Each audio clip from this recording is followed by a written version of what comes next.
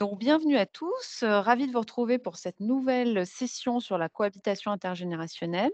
Donc, cette visioconférence est organisée en partenariat avec Home Transition. Adaptia était financée par le Conseil départemental du Val-de-Marne via la conférence des financeurs de la prévention de la perte d'autonomie et la CNSA. Alors, on va commencer tout de suite. Alors déjà, effectivement, vos intervenants. Donc, moi, de mon côté, je suis Gwendoline Cotrez. Donc, vous avez l'habitude de voir, Chloé et Pascal. J'organise des visioconférences chaque semaine sur différentes thématiques, mais également des conférences, en présentiel. Donc, peut-être certains d'entre vous m'ont déjà vu en vrai. Et puis, on a également un podcast et un livre audio que vous pouvez retrouver sur notre site movadom.com, que je vous mets dans le lien descriptif, donc sur le déménagement senior et on parle notamment de la cohabitation intergénérationnelle, dans le livre audio et dans le podcast. Donc le podcast qui est une forme d'émission radio en fait, hein, mais avec des interviews de personnes âgées.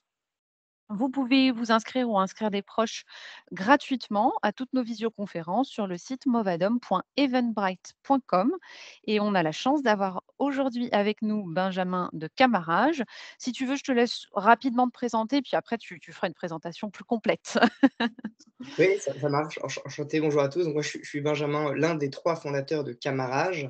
On est l'un des jeunes projets qui, donc, travaille à, la cohabitation intergénérationnelle, donc mettre en place, des cohabitations entre des aînés qui ont, 1 ou plusieurs chambres dispo et des jeunes, principalement des étudiants, qui ont besoin d'un, loyer, abordable et d'un cadre, confortable pour, voilà, réussir brillamment leurs études.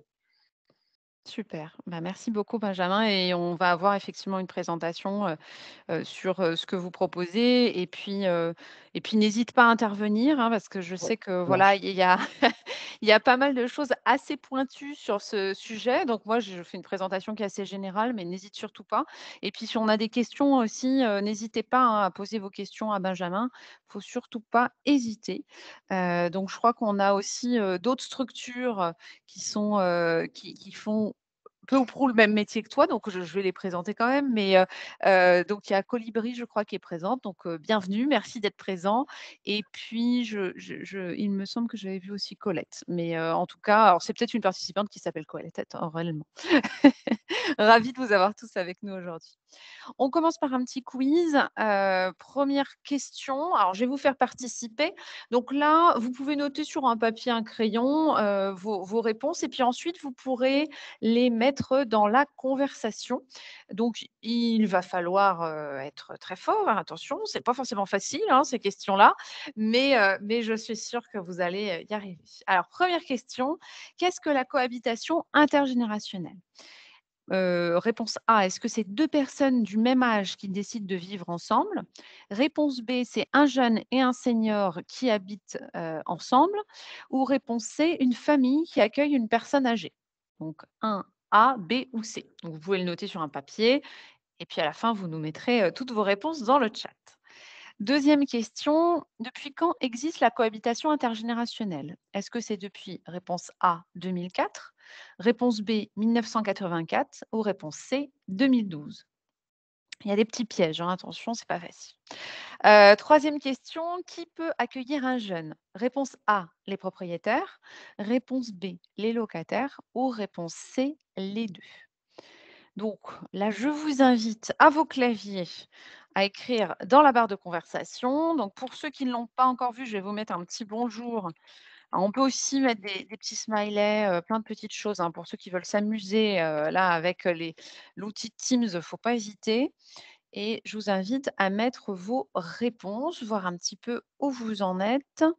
Je sais il y a des choses qui sont un petit peu plus faciles, que vous connaissez peut-être déjà, mais peut-être certaines choses qui sont un petit peu plus compliquées, notamment je pense à la 2e question où moi, je l'avoue, avant de travailler, sur cette visioconférence, je ne connaissais pas la réponse. Donc alors pour l'instant, c'est un peu timide. Est-ce qu'il y en a qui nous écrivent? Je ne vois pas de réponse. Alors est-ce que c'est juste moi? Ah super, merci beaucoup la Bussière. Alors vous nous dites réponse B, réponse A, réponse A. Très intéressant comme réponse. Est-ce qu'il y en a d'autres qui ont des réponses? Alors je vais commencer doucement. Alors, la Bussière, vous êtes quand même très très très fort ou très forte, je ne sais pas si c'est monsieur ou madame. La cohabitation intergénérationnelle, c'est bien un jeune qui habite chez un senior. Donc c'était bien la réponse B. Ensuite, 2e question, c'était bien petit A depuis 2004. Donc, vous avez tout à fait raison. Ah Pierre, merci. Alors Pierre, désolé, ouais, la première réponse, non, c'était pas ça. 2e question, je sais, c'est pas facile, donc c'est 2004, et on va le voir que bon, en 2004, bah, enfin, dans les faits, mais réellement, ça a pu exister avant et qui peut accueillir un jeune? Donc Pierre, vous avez raison. Désolée la Bussière, c'est bien, les 2, donc un propriétaire et un locataire peuvent accueillir tous les 2 un jeune et on va voir, de quelle façon. Donc Et si on peut merci pour votre juste une précision là-dessus, oui, Gwendoline, bien c'est, sûr. qui peut accueillir un jeune? Donc en effet, c'est bien les propriétaires et le locataire, mais ça seulement depuis 2018 et Ah! Bah, moëlan voilà. dont on Mmh. parlera, je pense, un peu après. Tout à fait, exactement. Super. Donc avant, c'était uniquement les Les propriétaires? propriétaires, Ouais, exactement. d'accord, très bien. Et là, Bon, c'est bah, vraiment les propriétaires, les locataires dans le parc privé comme dans le parc social. ouais, c'est ça. C'est vraiment cet aspect-là qui est très important, de ne pas se Ouais, limiter, si on n'est pas propriétaire, à se dire: «Je ne peux pas le faire», même dans le parc, exactement. social. Ouais, tu Ouais. as tout à fait raison. Superbe. Donc, qu'est-ce que la cohabitation intergénérationnelle? La cohabitation intergénérationnelle, c'est un dispositif d'entraide qui permet à un senior qui dispose d'une chambre libre d'accueillir un jeune. Donc ça, c'est la définition, on va dire, un peu scolaire.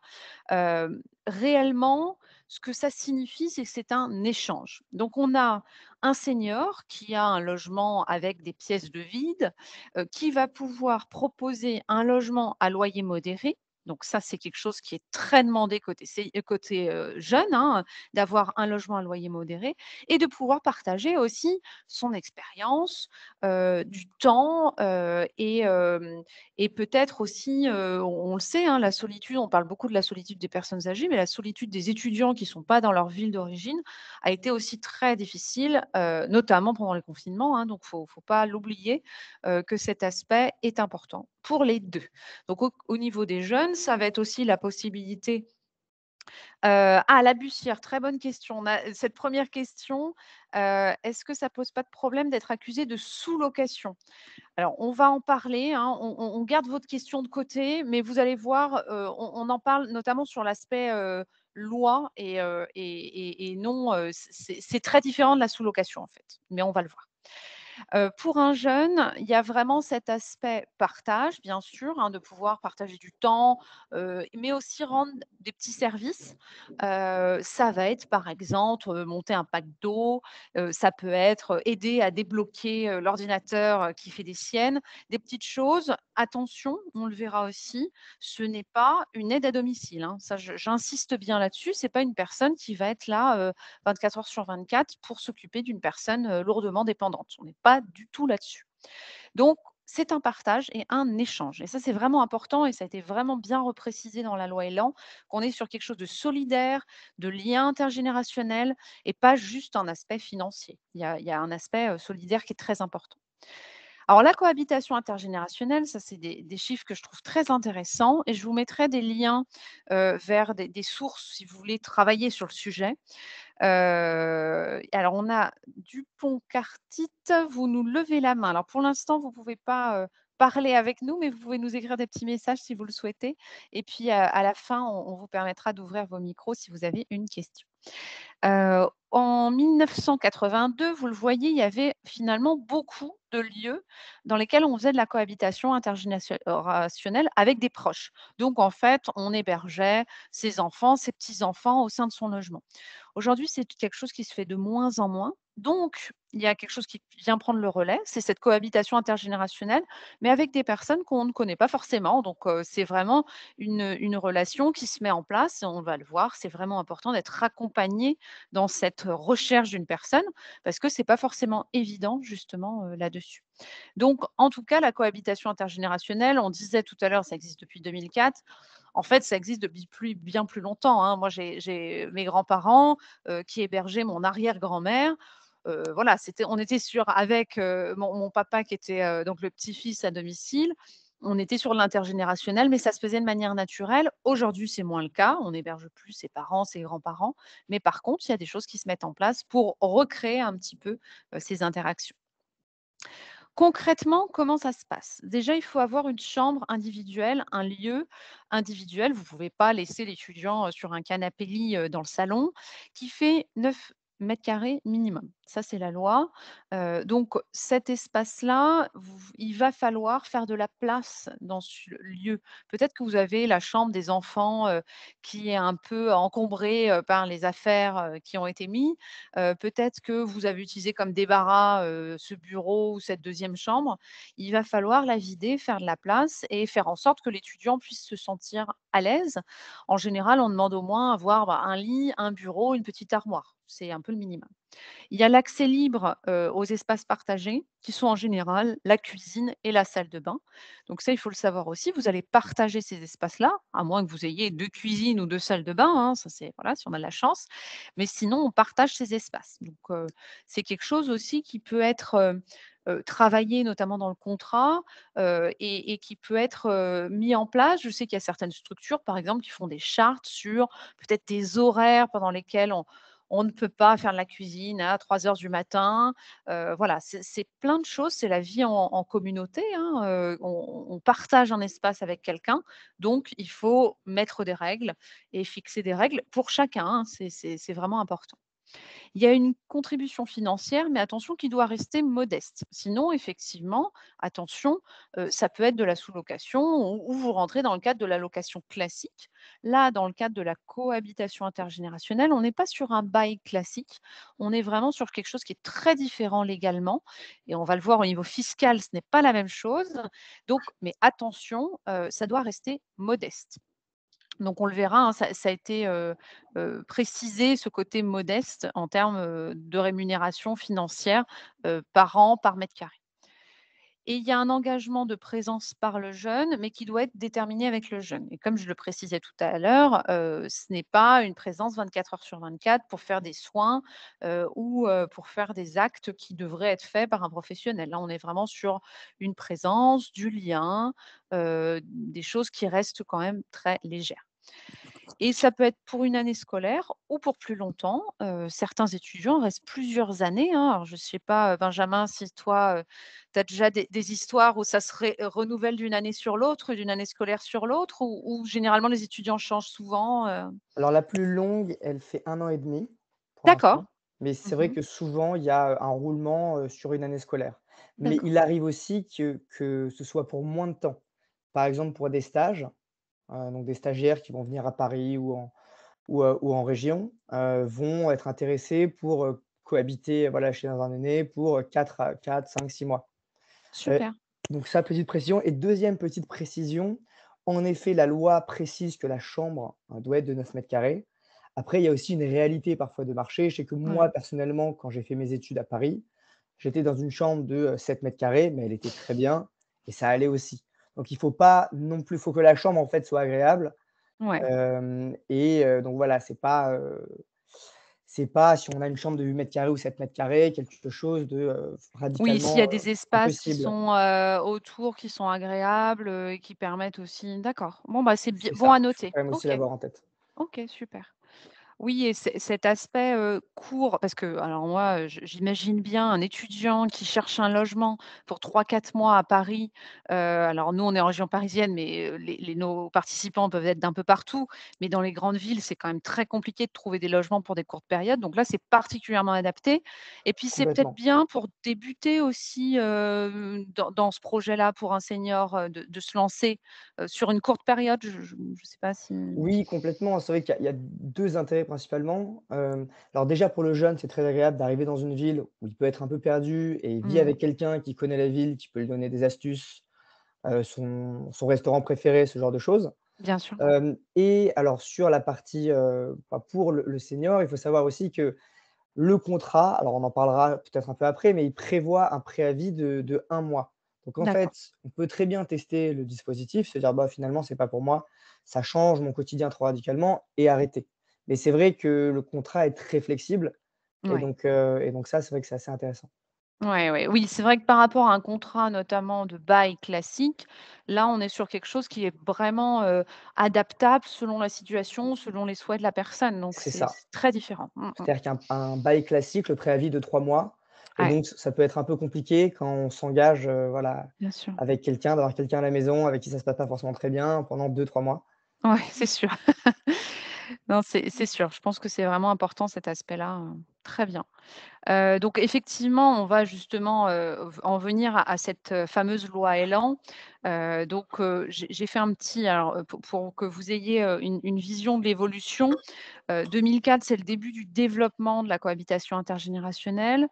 En 2015, dans la loi que nous, professionnels, on appelle la loi ASV, mais qui s'appelle la loi d'adaptation de la société au vieillissement, il y a, eu un rapport pour sécuriser, justement cette idée de cohabitation intergénérationnelle. Mais ce n'était pas forcément très précis et c'est vrai que maintenant la loi Elan a créé, un encadrement sur la cohabitation intergénérationnelle, mais qui s'appelle solidaire. Donc il y a ce terme solidaire, c'est déjà tellement long, cohabitation intergénérationnelle, si on rajoutait solidaire à chaque fois, mais en tout cas, il est rajouté, juridiquement, en tout cas, dans le contrat.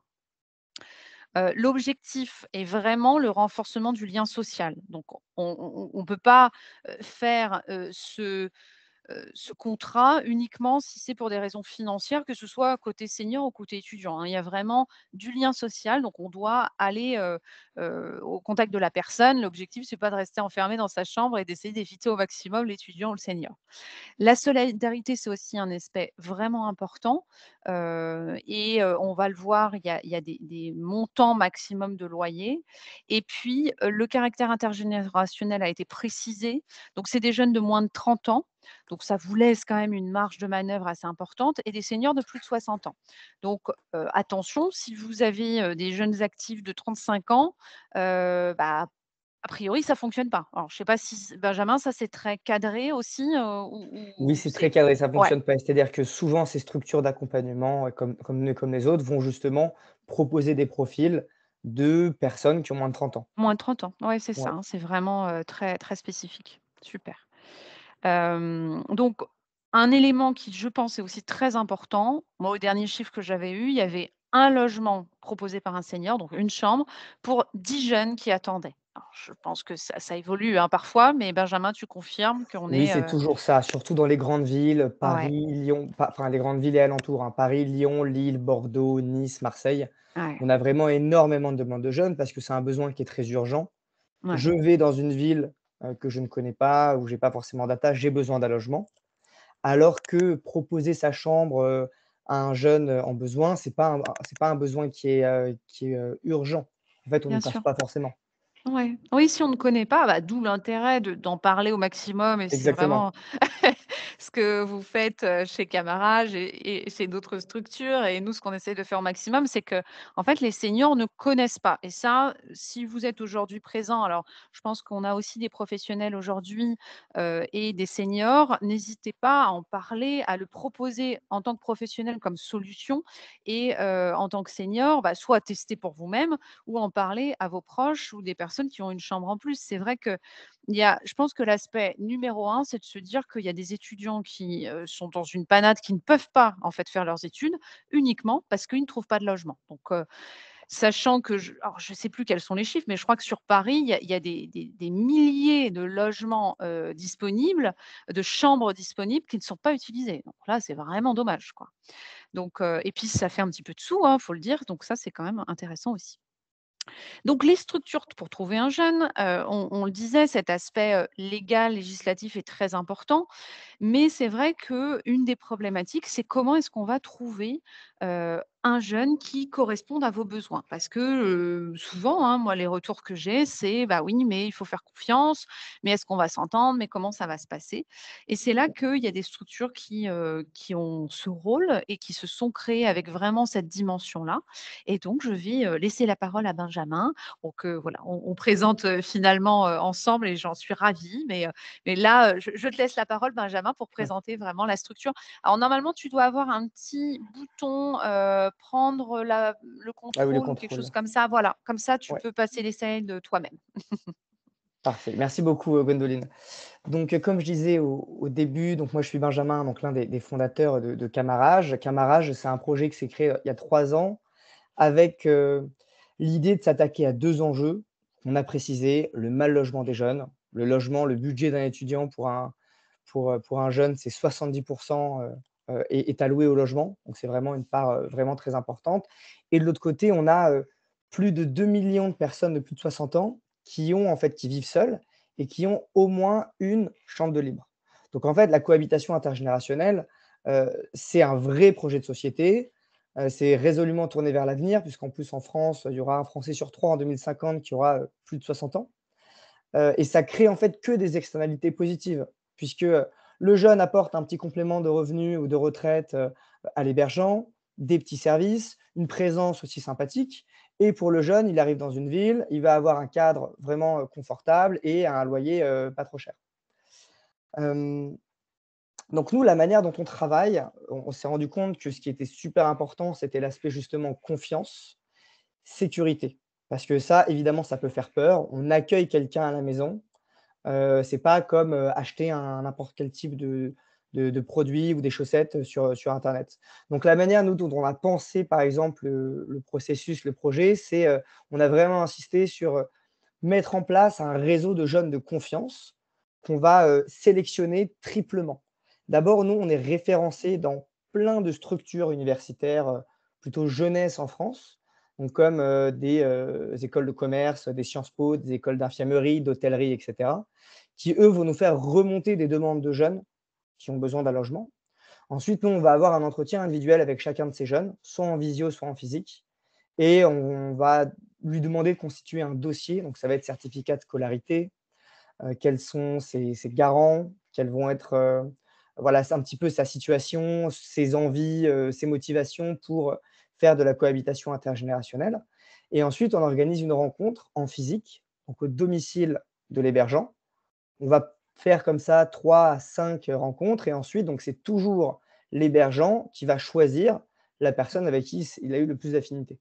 Donc nous, on n'impose jamais de choix sur le jeune, ce qui nous paraît normal. Hem Et ensuite sur la réalité de la cohabitation, enfin plutôt l'aspect pratique, nous, on va sécuriser, le service de 3 manières. Alors d'abord, il faut savoir que l'assurance responsabilité civile, qui est obligatoire pour le jeune comme pour le senior, elle couvre tous les dégâts matériels et physiques qui peuvent advenir pendant une cohabitation. Ensuite, nous, on s'assure que le jeune a bien une garantie loyer impayé. Donc, on a 2 dispositifs, mais principalement ce dispositif de garantie loyer impayé, ça passe par, soit des garants directs, souvent les parents de l'étudiant, soit, un dispositif qui s'appelle Visal, et qui est public et qui est gratuit et qui justement n'est accessible qu'aux personnes de moins de 30 ans. Donc c'est en plus, ça marche vachement bien avec le contrat. Et enfin donc un contrat de cohabitation intergénérationnelle qui a été rédigé donc par, un avocat expert en droit, immobilier et qu'on génère en fait, à partir du moment où, une cohabitation va démarrer. Le service, donc il est accessible sur tout le territoire. Je vois une question de la Bussière. En effet, donc on est vraiment présent sur tout le territoire, nous en tout cas, Camarage. Et le service est gratuit pour les autres. On fait payer des frais de démarrage de la cohabitation aux jeunes selon, quelques critères, mais principalement, la localisation qui vont être de 100 à 300 €. Donc c'est vraiment peu cher pour un jeune. Là où normalement des frais d'agence classiques, c'est au minimum 600 €, plus en plus souvent une caution qui peut être de, 1 mois de loyer. Donc très vite, en fait, un jeune quand il arrive dans une ville, il va devoir débourser, 1 000 €, alors qu'il a même pas trouvé de logement. Et ensuite, on va prendre 15 également payés par le jeune, de frais de suivi. de la cohabitation, pour de la médiation. On a une ligne téléphonique qui est disponible 7 jours sur 7 et on va répondre voilà, à toutes les sollicitations que peuvent avoir les jeunes comme les hébergeants sur comment se passe la cohabitation, si jamais il y a des besoins un petit peu spécifiques, et ben, nous, on va venir y répondre, etc. Aujourd'hui, donc Camarage, on est 6 collaborateurs, bientôt 8. On a 80 cohabitations qui sont en cours, une vingtaine de partenariats opérationnels, donc et financiers, mais des beaux partenaires qui nous suivent. Donc ça, c'est la slide d'après. Donc aujourd'hui, en fait, on travaille beaucoup en réseau. Donc on a, par exemple, l'appui de la Ville de Paris, qui nous invite dans des salons et qui, nous présente sur leurs brochures et également, d'autres groupes comme, la Mutuelle Audience ou des bailleurs sociaux type Emmaüs Habitat, CDC Habitat qui, pareil, nous aident à sensibiliser en fait des aînés qui ne connaissent pas ce dispositif. Hem Et voilà un petit peu un aperçu de la cohabitation intergénérationnelle. Honnêtement, ça il y a beaucoup, beaucoup de freins, nous on s'en rend compte et on est là pour les lever. On a un guide également de la cohabitation intergénérationnelle qui répond aux questions très pratico-pratiques comme, mais comment ça se passe pour le partage de la salle de bain, pour le partage du frigo? Si jamais je m'absente, ou que mes petits-enfants doivent venir à la maison, comment ça se passe? Donc ça, on y répond dans ce guide. Je vous donnerai si vous voulez le lien, juste après et Avec donc voilà. plaisir, Ouais, Benjamin, parce que moi, je peux l'envoyer aussi aux participants, donc hésite pas à m'envoyer le lien. Comme super. ça, à la fin de la conférence, j'ai un mail automatique qui est envoyé. Ça peut être très intéressant pour aller plus loin, d'avoir ce guide. Avec plaisir. Parfait Mmh. et si vous êtes intéressé, là, je vous mets simplement le lien d'inscription, Mmh. donc voilà, de Camarage. N'hésitez pas à aller regarder, à laisser vos coordonnées et nous, on vous recontactera pour, voilà, discuter un petit peu avec vous de votre projet. Super. Oui, parce qu'on a la Bussière, alors qui nous posait, la question tout à l'heure, je pense que ça peut être intéressant de la prendre maintenant. Est-ce qu'on ne peut pas être accusé de faire de la sous-location? Il y a des différences entre la cohabitation intergénérationnelle et la sous-location, hein, ce n'est pas la même chose, on est Alors d'accord? justement, en fait, ce qui était considéré comme de la sous-location et Mmh. donc illégal Mmh. sans l'accord du bailleur ou du propriétaire jusqu'en 2018 est devenu en fait absolument légal depuis 2018 et cette fameuse loi Elan. Et en fait, ce contrat de cohabitation intergénérationnelle, il permet à un locataire surtout, d'accueillir un jeune de moins de 30 ans sans que le bailleur ne puisse s'y opposer. Ouais, c'est Donc, ça, par ça exemple, on a c'est plusieurs important. locataires du parc social Mmh. qui cohabitent, qui ne connaissaient pas cette loi. On leur dit, mais si vous avez le droit, simplement vous avez un devoir de prévenir votre bailleur et ensuite vous pouvez cohabiter. Même un locataire du parc privé, voilà, doit prévenir le propriétaire, mais le propriétaire ne peut pas s'opposer à ce que cette personne, si elle a plus de 60 ans, Mmh. accueille un jeune de moins de 30 ans. Bien sûr.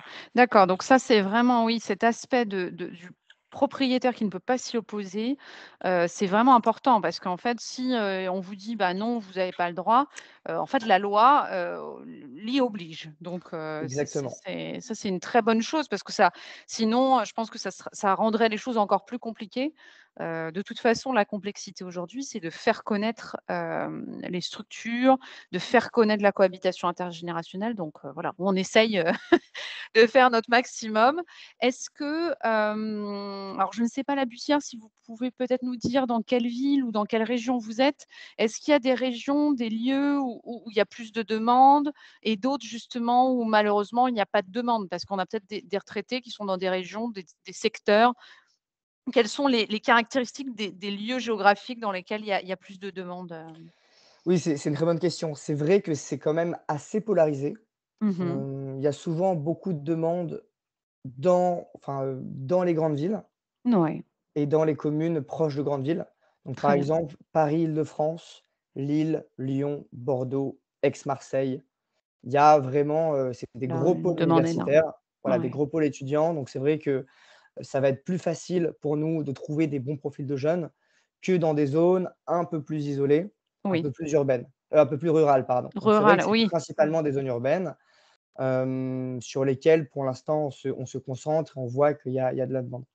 D'accord, oui, donc la Bussière nous dit Seine-Saint-Denis, là, ça pose pas de problème, j'imagine, pour trouver des jeunes en Non, Seine-Saint-Denis? Seine-Saint-Denis, il y a énormément de demandes. Il y Bah, a bien sûr, l'université Paris 8 qui est ouais, à Seine-Saint-Denis. C'est juste en plus, c'est très bien, relié avec le desservi. RER. Voilà, c'est très bien desservi. Donc, en Seine-Saint-Denis, c'est une très bonne zone, en fait, pour un jeune, pour venir, habiter.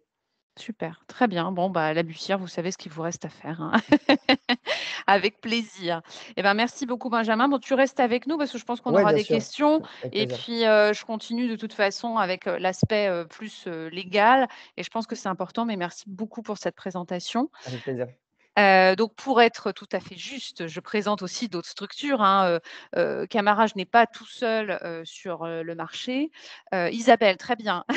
Ravie, enchantée Isabelle, qui que j'appelais la bussière depuis tout à l'heure. Donc on a aussi, Colibri, Colette, Coabilis, We Share We Care, le groupe SOS également, Ensemble de générations.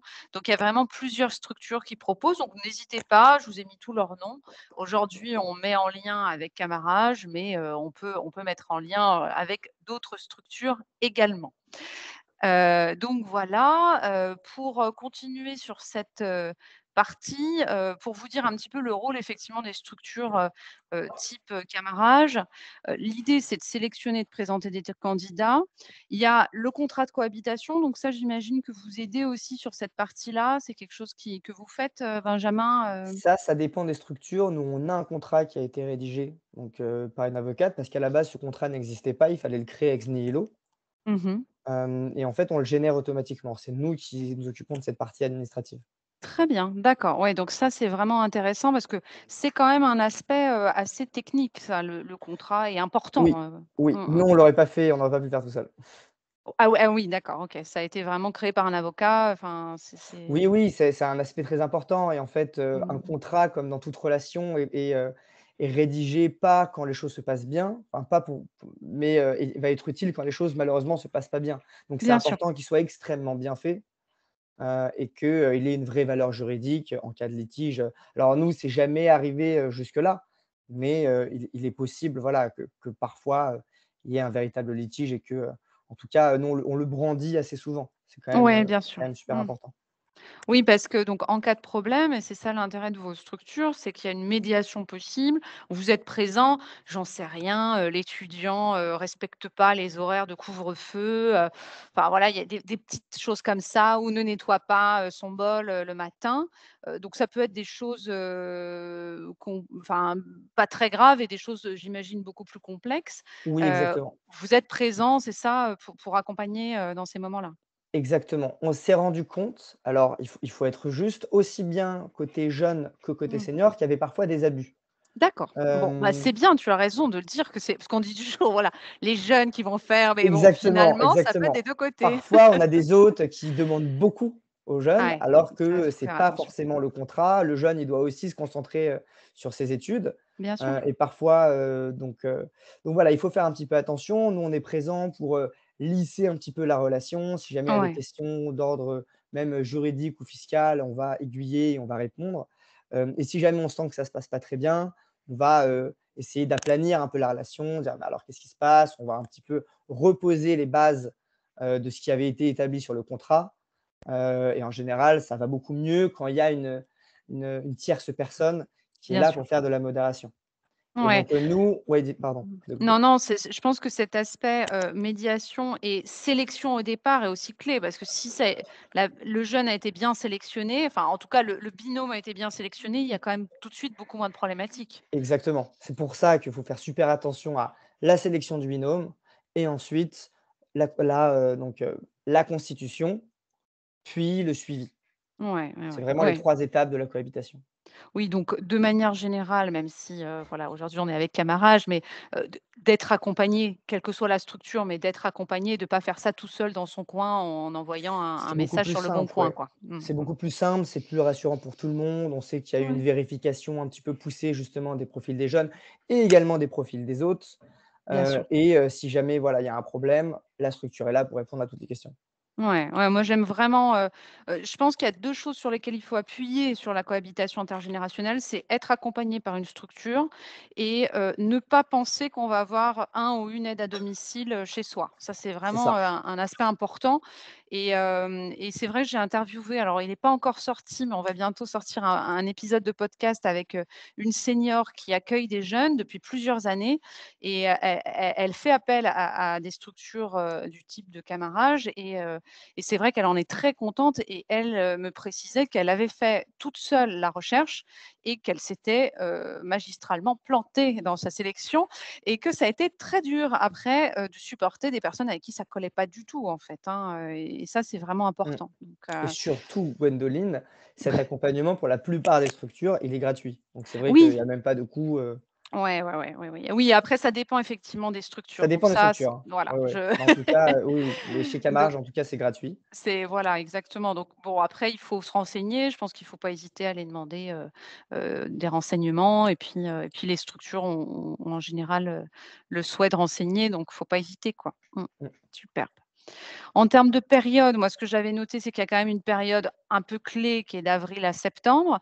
Mais il est vrai qu'avec ces contrats peut-être plus court terme, sur 3 4 mois, on peut se retrouver avec, des jeunes qui cherchent, à d'autres moments de l'année.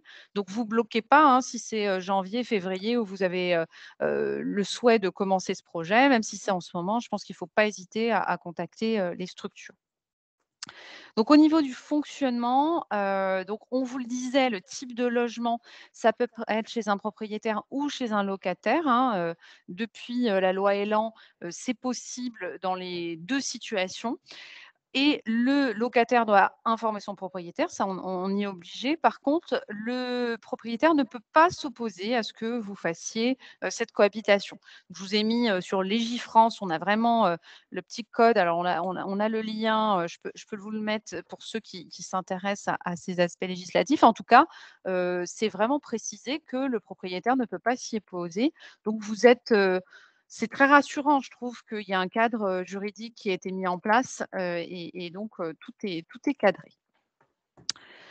Ensuite, le contrat, il est régi par le code civil, donc c'est pas un bail, hein, c'est vraiment un contrat. Il y a, la mention des pièces que vous mettez à disposition. Par exemple, moi, la dame que j'ai interviewée, le salon, elle ne permet pas aux étudiants d'utiliser son salon et pour elle, c'était important. Alors, il y a plein de places dans la cuisine, il y a voilà, il y a un balcon, ils ont, des grandes chambres, leur propre salle de bain, donc ils sont quand même assez bien. Mais le salon, c'est son espace, elle reçoit, elle a vraiment besoin de garder cet élément-là. Donc on peut tout est faisable, mais il faut vraiment être précis dans son contrat, ce qu'on partage, les durées, la contrepartie financière qui est aussi vraiment importante et puis les menus services qui vont être réalisés par le jeune, on peut aussi les préciser. Donc ça peut être intéressant d'être très précis, même si c'est désagréable. Moi, je sais que je suis pas très, fan de ça, de penser à tout ce qui peut arriver de désagréable pendant, le contrat. En fait, après, ça vous permettra d'être tranquille. Donc, n'hésitez pas à réfléchir un peu à tous les conflits qui pourraient arriver. Je sais que cette dame, par exemple, dans le contrat, a été proposé par la structure que maintenant les jeunes retirent leurs chaussures en arrivant dans le logement. Alors ça peut paraître un peu, enfantin, mais en fait, pour elle, ça a été un vrai, soulagement parce que, bah, sinon, c'est très compliqué, il y a le ménage à faire. Elle, elle a inclus aussi, dans le tarif, son homme de ménage qui fait toutes les semaines les chambres des étudiants et comme ça, il n'y a pas la question de qui fait le ménage, est-ce qu'on a la même vision du ménage ou pas? Et ben, c'est fait, c'est intégré dedans. Donc tout ça, vous êtes très libre, mais il faut y penser et d'où l'intérêt d'être conseillé aussi par une structure extérieure. Et puis on met aussi les obligations de chacun, hein, les obligations, l'un comme l'autre, c'est vraiment important, s'il y a des horaires, hein, on peut avoir des rythmes de vie très différents et ça, c'est important d'en parler en amont. Si vous êtes plutôt couche-tôt, c'est important que, la personne, le jeune ne puisse pas, je sais pas, rentrer à 5 heures du matin en faisant un bruit pas possible, et ça, il faut en parler en amont, avant qu'on se retrouve dans la situation parce que sinon après c'est un peu plus compliqué le jour J, quand vous êtes énervé, levé à 5 heures, par un jeune qui arrive. Ou l'inverse d'ailleurs, le senior qui rentre Ça peut d'une arriver. soirée, tout à fait, ou qui se lève très tôt. Alors on a Françoise, j'imagine, quelles sont les missions qu'on peut demander à un jeune? Alors ça, Benjamin, je veux bien si toi tu as une vision des missions, est-ce que vous les précisez vous dans le contrat et quelles sont les missions un petit peu que tu proposes Oui, c'est généralement? précisé dans le contrat en effet, je crois que c'est un petit peu coupé, je sais pas si c'est moi. Nous on t'entend, ouais, je ne sais pas si tu nous entends? Ah, on a peut-être perdu Benjamin. Est-ce que vous m'entendez bien de votre côté? Hop. Ah, des trous dans le son. Alors, est-ce que c'est un problème d'internet? J'ai l'impression qu'on a perdu Benjamin. Alors peut-être Benjamin que c'est un problème, de d'internet. Il va revenir. Ah oui, il est parti Benjamin.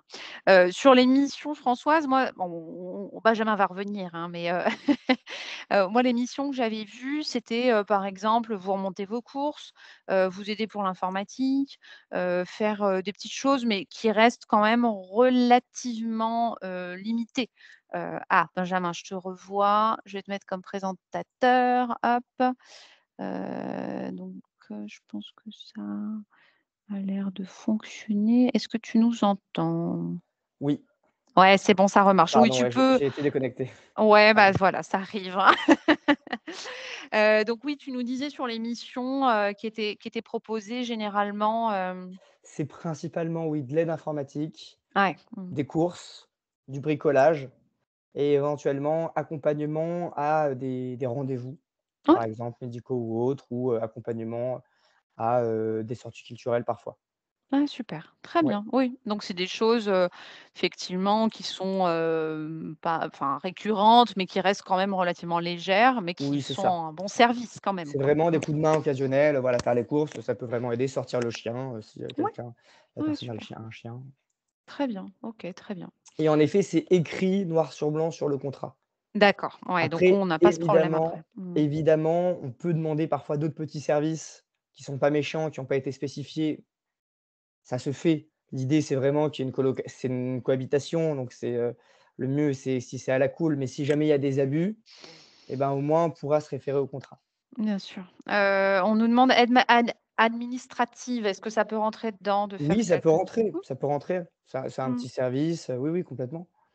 Oui, moi j'imagine bien. Alors après, j'ai cette vision peut-être un peu, idyllique, mais si on a un étudiant, par exemple, qui est, je sais pas, en droit ou des choses comme ça peut être, justement de lui demander, des services qui sont en rapport avec ses études.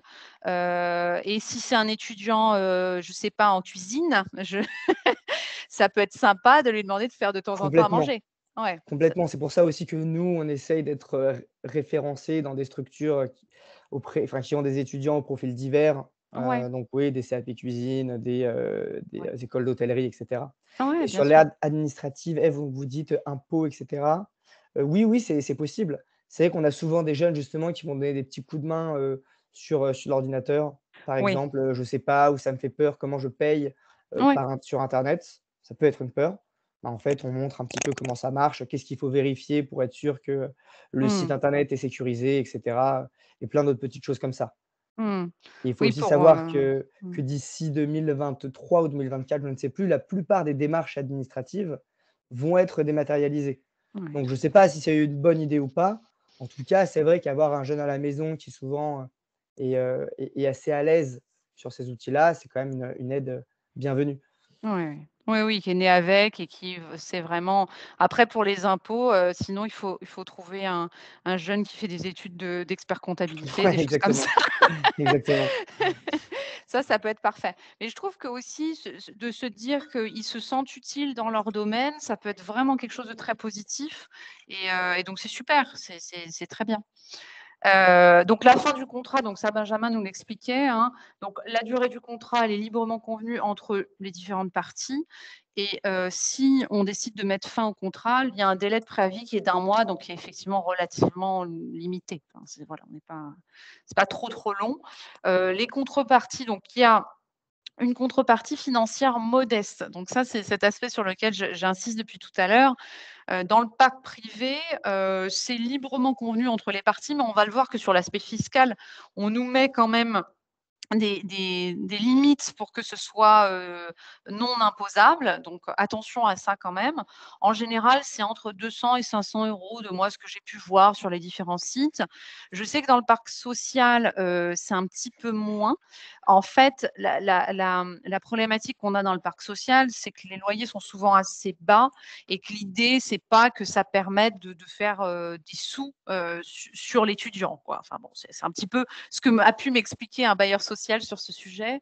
Donc ça dépend de votre loyer, des charges et a priori, il faut en discuter avec son bailleur. De toute façon, vous devrez, échanger avec votre bailleur pour le prévenir qu'il y aura un étudiant. Si je peux Heu, ajouter une petite, oui. Mmh. précision là-dessus, c'est vrai que dans le parc privé, c'est même carrément entre 0 et 500 €. Il y a des Ah ouais, personnes qui d'accord. veulent pas de loyer. Mmh. On en a qui disent: «Non, moi simplement, j'aide un jeune, j'ai une chambre dispo, j'ai pas besoin d'argent, ça me suffit». C'est assez rare, mais quand même, il y en a. Donc on Ça peut arrive, bien demander, sûr. juste des petits services, ou même rien du tout. Rien du tout. Ouais, ouais. Et dans le parc social, voilà, c'est ce que vous précisez, ce que tu précises, Gwendoline, ça c'est un peu plus, complexe. Globalement, c'est à peu près la moitié du loyer. D'accord, On très peut bien. demander Non, mais jusqu'à la moitié du c'est loyer. OK, super. Mais ça peut être une aide, énorme pour une personne qui a peu de ressources et qui a, par exemple, un logement. Moi, j'ai vu beaucoup de personnes qui souhaitaient garder un grand logement. Vous savez qu'aujourd'hui, les bailleurs, sont quand même, souhaitent récupérer les grands logements pour les familles et donc vous plutôt inciter, les retraités à aller vers des logements plus petits, ce qui semble logique. Si vous souhaitez garder un logement grand, en général, on va vous inciter à accueillir un étudiant et je trouve que ça permet, de garder son logement, mais en même temps de ne pas être financièrement dans une situation compliquée et de permettre aussi à des personnes d'avoir, de pas laisser des places vides, hein, parce que ça, c'est le problème, notamment moi qui suis en région parisienne, on a quand même ce gros souci de, manque de place et de manque de logement. On nous demande aussi, donc je pense que c'est Françoise, quelle structure met en relation les binômes, et les personnes âgées Gratuitement. gratuitement. Toutes les structures le proposent, ce forfait où on accueille, gratuitement, en fait. C'est possible dans tous les cas ou peut-être pas d'ailleurs, hein, faut Je peut-être sais pas demander? si la question c'est, le Oui, service, est-ce que le service est gratuit, sur la partie justement accompagnement? ou Si c'est ou si c'est, ou si c'est est-ce qu'on peut ne pas demander de loyer du tout à un jeune? mmh, Ça, toutes les structures, enfin, vous êtes libre en fait de choisir si vous demandez une contribution financière ou pas. d'accord, Et sur l'autre chose, je ne sais pas précisément le détail. Je sais que Camarage est gratuit. Certaines assos sont gratuites et d'autres ça payantes. dépend. Les autres Ouais, structures, ça dépend aussi. ouais, Ça dépend de chacun a choisi son modèle. C'est vrai que nous, on estime qu'un senior, va vraiment rendre service à un jeune et on n'a pas envie de rajouter. En fait, il rend déjà beaucoup service ouais. à la société et à un jeune. Et donc, on va pas lui demander, une contribution De financière. faire plus d'efforts. Oui, oui, je comprends le principe et c'est vrai qu'après chaque structure, vous pourrez reprendre, hein, Françoise, le diapositive où, je l'ai mis aussi en replay, hein, vous l'aurez, avec les différentes structures. N'hésitez pas à les contacter pour savoir un petit peu comment ça fonctionne. Chacune a son intérêt selon votre situation. Elles ne sont pas toutes nationales non plus, donc il faut faire attention avec ça.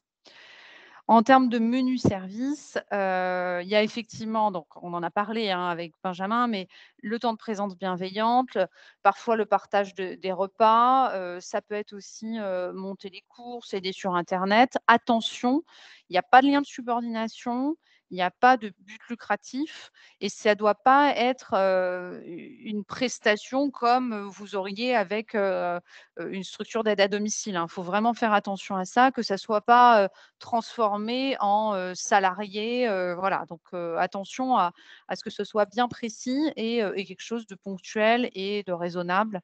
On n'est pas sur des choses où on va garder, la personne pendant la nuit, qui est fortement dépendante, hein. C'est vrai que l'étudiant, il doit se concentrer sur ses études, faut pas l'oublier, c'est quand même l'aspect numéro 1. Le cadre fiscal, alors il y a quand même ça un élément important, la fiscalité ce n'est pas rien. Il y a une exonération d'impôt sur le revenu si, le logement, c'est votre résidence principale. Donc ça, c'est un élément important et le prix de la location, il est raisonnable. Alors en 2020, alors peut-être qu'en 2022 ça a changé, mais en tout cas, c'était 190 € par mètre carré en Île-de-France et 142 € par mètre carré dans les autres régions. Alors c'est par an, pour information.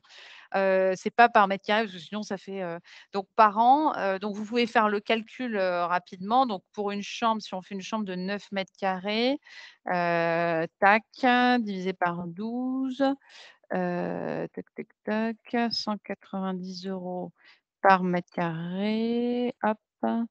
Divisé par 12. Alors c'est assez bizarre parce que je trouve on tombe sur 142 € par mois. Ça me semble très réduit. Est-ce que Benjamin, sur l'aspect fiscal, c'est si bas ou vous, les personnes le déclarent comme vraiment un revenu et ils sont imposés dessus? Parce que ça, c'est un aspect quand même. Nous, en fait, non, on a pris en compte justement cette exonération d'impôts et en fait, on a un algorithme de prix, D'accord.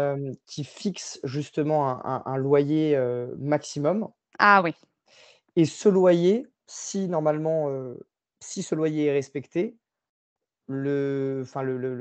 comment dire? Normalement, le loyer perçu ne sera pas imposable. d'accord, OK. Oui, donc bon, Voilà. là, je pense que le calcul que je vous ai donné n'est pas bon parce que quand je le fais, ça ne marche pas. Donc peut-être rapprochez-vous de structures, pour, vraiment faire le point dans votre, commune et être sûr que vous ne payez pas d'impôt dessus. Je pense que ça, Ouais, c'est quand même ouais, un ouais, aspect important, qui, tout à fait. Je peux vous donner, si vous voulez, des ordres d'idées, mais globalement, par exemple, si on prend Paris, le loyer maximum est de 500 €. oui, c'est ça. Mmh. À Lyon, par exemple, ça va être 400 €. Lyon-Bordeaux, D'accord. 400 €. Hem, donc voilà, pour vous donner Ouais, un peu d'accord. un ordre d'idée. OK. Oui, donc ça reste quand même des ressources qui sont pas négligeables et très intéressantes. Oui. Alors, vous avez Isabelle nous demande: «Est-ce que le principe existe pour les personnes non retraitées mais atteintes de handicap?» Je pense que non, il faut avoir plus de 60 ans. Donc on peut ne pas être retraité, mais il faut avoir plus de 60 ans. C'est ça, hein? C'est Oui, si, oui, c'est ouais. ça. Après, L'aspect handicap, oui. pour certaines personnes qui ont moins de 60 ans et qui auraient envie de participer également au dispositif, on met en place un autre contrat. Oh d'accord. Donc c'est aussi une possibilité. D'accord, très bien. Mais, c'est vrai que pour l'instant, la grande majorité de nos cohabitations, c'est, des personnes de 60 ans, des jeunes de moins de 30 ans. OK, très bien. Bon, bah, c'est des choses qui sont je pense que la cohabitation, quel que soit l'âge d'ailleurs et quelle que soit la situation, est en train quand même de beaucoup se développer. Mmh. Donc les choses avancent très vite, hein, Isabelle. Donc faut pas hésiter à se maintenir informé, à redemander régulièrement. Il y a des choses qui quand même évoluent. Donc si vous voulez vous lancer, il faut contacter une structure d'accompagnement, ça c'est vraiment important, on l'a vu. Faire de la place dans votre logement parce qu'il faut faire du tri, donc je vous invite à découvrir toutes nos visioconférences sur le tri du logement pour qu'il y ait de l'espace pour accueillir, votre étudiant. On rencontre les candidats et puis après on cohabite, on vit ensemble et voilà et c'est vraiment un projet qui en tout cas, moi toutes les personnes seniors qui ont fait ce projet, qui ont mis en place, une cohabitation, en sont vraiment ressorties très contentes. C'est pas facile de se lancer, ça c'est sûr, mais après une fois qu'on est lancé, c'est ils renouvellent tout le temps. Donc je crois que c'est vraiment positif. Donc je finis, mes slides, mes diapositives et ensuite je vous permets d'ouvrir vos micros si vous avez des questions, que ce soit à moi ou Benjamin. Je vous ai mis plein de, liens. Donc il y a, l'ANIL, ANIL qui propose, une présentation de la cohabitation intergénérationnelle solidaire qui est très bien faite. J'ai aussi un lien vers dossierfamilial.com sur la colocation entre étudiants et seniors. Sweet Home aussi, un site qui, explique, certains éléments et cohabitis.org qui est un réseau de structures de cohabitation intergénérationnelle où on a aussi des chiffres. Donc je vous mets toutes mes sources si vous voulez aller plus loin. Le questionnaire satisfaction, comme d'habitude, ça nous est très utile pour nos financeurs qui nous le demandent. Je sais que pour ceux qui le font à chaque fois, un grand, grand merci d'y répondre à chaque fois. Ça vous demande du temps, je le sais, mais c'est vrai que ça nous permet de continuer à avoir du financement pour faire ces visioconférences. Vous pouvez découvrir nos autres projets. Donc, notre chaîne YouTube, certains la connaissent déjà. Il suffit d'aller sur YouTube, de marquer mon prénom et mon nom, Gwendoline Cotrez, et vous aurez presque une centaine de visioconférences en replay à découvrir. Les inscriptions aux précédentes, suivantes, enfin aux visioconférences qui vont arriver dans les prochaines semaines sur movadom.eventbrite.com. J'en ai jusqu'au mois de juillet qui ont été programmés. Donc là, vous avez tout un panel de sujets. On va bientôt d'ailleurs, pour ceux que ça intéresse, faire du sport. J'ai mis une session de pilates. On teste, donc n'hésitez pas. Il faut juste venir en tenue de sport, mais sinon, enfin, vous serez chez vous, hein. Et je le ferai avec vous. Donc voilà, vous verrez si, si je suis souple ou pas. Ensuite, on a un livre audio sur le déménagement senior. Donc là, on parle de plein de sujets autour du changement de domicile et notamment des différents types d'habitats qui existent sur notre site movadom.com. Et le podcast, là, ce sont des témoignages de seniors qui ont sauté le pas et notamment qui ont fait appel à la cohabitation intergénérationnelle pour mieux vivre chez eux.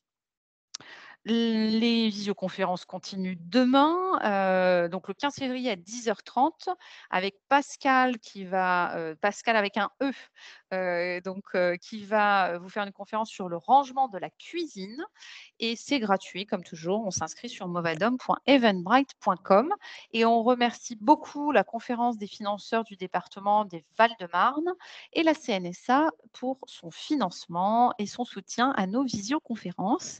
Si vous avez la moindre question, vous pouvez me contacter sur contact@movadom.com.